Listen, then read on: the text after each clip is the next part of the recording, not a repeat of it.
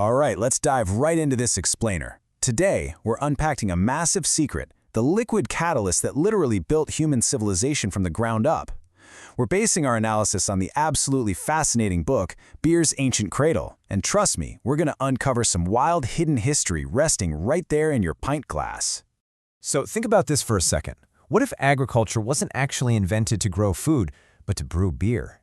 I know, it's a super provocative question, but as we trace this ancient mystery today, you're going to see exactly how humanity's all-time favorite brew kickstarted our earliest societies. You see, anthropologists argue our ancestors didn't just settle down to bake bread. Nope, they settled down to lock in a steady supply of grain for brewing. Section 1. The liquid that built civilization. We're starting our journey in Mesopotamia, around 3000 BCE, the cradle of civilization itself. Back then, beer wasn't just a casual Friday night drink. It was revered as a divine creation. What's absolutely mind-blowing here is that the ancient Sumerians worshipped a literal goddess of beer named Ninkasi. They wrote this beautiful hymn to her. But here's the kicker. It wasn't just poetry. It was actually a sacred, step-by-step brewing recipe, designed so they could memorize it and pass it down through the generations. You see, beer in Sumeria was incredibly nutritious. Think of it as liquid bread. To make it, they used this highly specialized twice-baked barley bread called bapir to create their mash. It was packed with so many essential calories and provided such safe hydration that they literally used it as daily rations. They paid their laborers in beer. It sustained the entire population. Section 2. Nectar of the Ancient Pharaohs. Moving along, let's see how this evolved in ancient Egypt, where beer flowed just as freely as the Nile River. For the Egyptians, beer was everything. First off, it provided safe daily hydration for the laborers, sweating it out building the pyramids in the scorching desert. But on top of that, it was a divine nectar overseen by Hathor, the goddess of joy. It was so absolutely crucial to their universe that they actually placed jars of it inside their tombs. They fully believed the spirits would need that double fermented brew for resurrection and sustenance in the afterlife. Now, this perfectly illustrates the massive technological leap that happened over the centuries. On one side, we have ancient, spontaneous, wild fermentation happening in open clay pots. The brewers just had to rely on the magic of airborne yeast and hot temperatures. On the other side, skip ahead a bit, and we have this incredibly meticulous, controlled, and standardized brewing process developed by European monks during the Middle Ages. It's like night and day.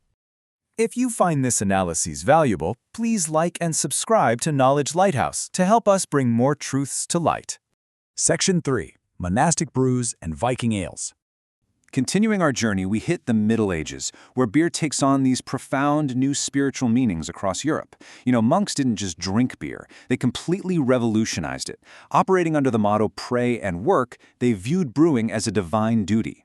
During the turbulent Dark Ages, these monks single-handedly saved ancient brewing manuscripts, and crucially, they were the ones who introduced hops as a flavoring and preservative agent. That one move essentially laid the foundation for every single modern beer we drink today. Meanwhile, up in the frosty north, the Vikings were out there undertaking epic seafaring expeditions, totally fueled by hearty, wild fermented ales. But their mythology took the whole thing a step further. They believed in the mead of poetry, treating it as the ultimate cosmic source of wisdom. It was considered so incredibly powerful that the Allfather Odin famously hung himself from the world tree for 9 days and nights just to get a taste of it. No way you'd do that for just any old drink, right? Section 4. The Global Silk Road Exchange. But hey, the West definitely didn't have a monopoly on brewing. Let's take a quick trip down the ancient Silk Road to see how Asia transformed the craft.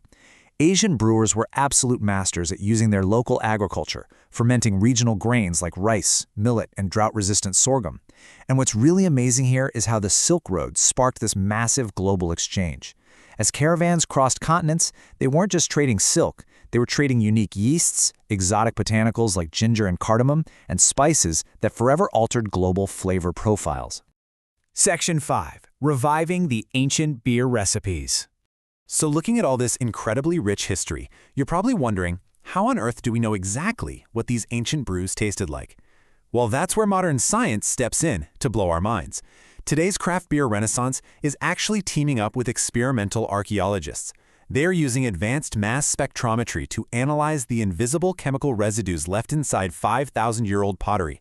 Because of this, they're literally reconstructing and resurrecting the exact flavors from Tutankhamun's tomb and Sumerian ziggurats.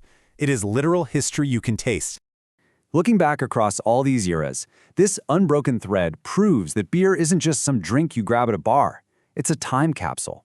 It's a cultural touchstone and a seriously enduring symbol of human connection. Over thousands of years, the evolution of brewing has perfectly mirrored our technological advancements, our deepest spiritual beliefs, and our fundamental, hardwired drive to build communities. So it really leaves you wondering, doesn't it? The next time you raise a glass, are you tasting the wild yeast of the pharaohs or the quiet devotion of a medieval monk? It's crazy to think about just how much ancient, hidden history is resting right there in your pint glass. Every single sip connects us back to thousands of years of human ingenuity and survival. There is honestly nothing quite like having this rich, physical history right there on your bookshelf. It's a real conversation starter. For the complete deep dive, own the paperback. Get your high-quality paperback edition on Amazon via the link in the description. Add it to your collection today. Please share this video and check the description for more.